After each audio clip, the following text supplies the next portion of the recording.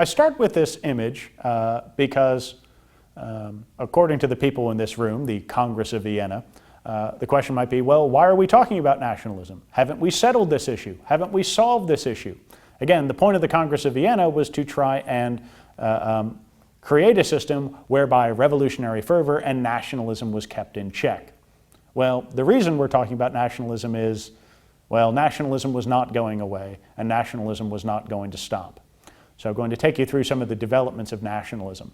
I'm going to use two examples to try and help you see the developments of nationalism, even amid a time period in which the Congress of Vienna was thinking they were papering over the fractures in society. One thinker during this time period was Johann Gottfried Herder.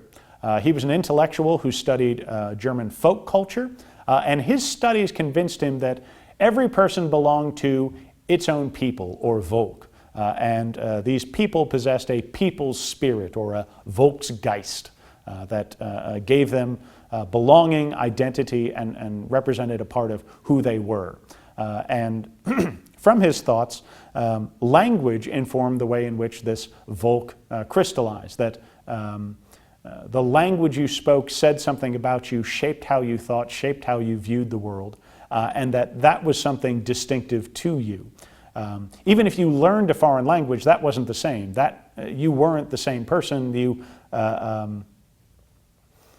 You could learn a language, but you couldn't become it, if you will. So again, when he's talking about this Volksgeist, this people spirit, he means something that seems almost organic, if not genetic, and in his mind separates people and makes them distinctive across time.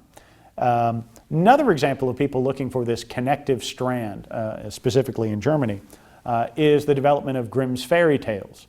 Now, we might not think of anything nationalistic about this, but when the Grimm brothers are going around assembling books of folk culture, they're doing so in 1812. They're trying to, if you will, assemble this book of German folk tales to try and say, well, what is it about these tales that make us German? What is it that makes us who we are? Can we capture, to use Herder's term, a Volksgeist? Can we capture some sense of the spirit of the people in these tales?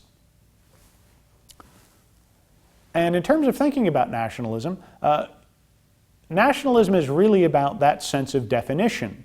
Do you belong to a Volk, and what makes that Volk distinctive? And so in that way, your identity is national, as in your nation starts to define who you are.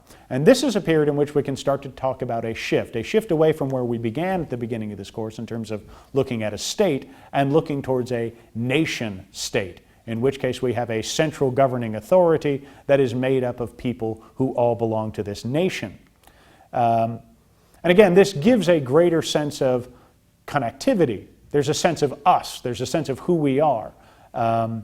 Again, if you travel abroad, you can think of any number of ways in which, say, Americans might identify fellow Americans overseas. It might be through, again, language, most evidently, but it might go through cultural practices, somebody wearing an American flag. It might be eating habits. It might be any number of ways in which you think that there's a connective strand between you and them. And that sense of us really crystallizes in nationalism during this time period.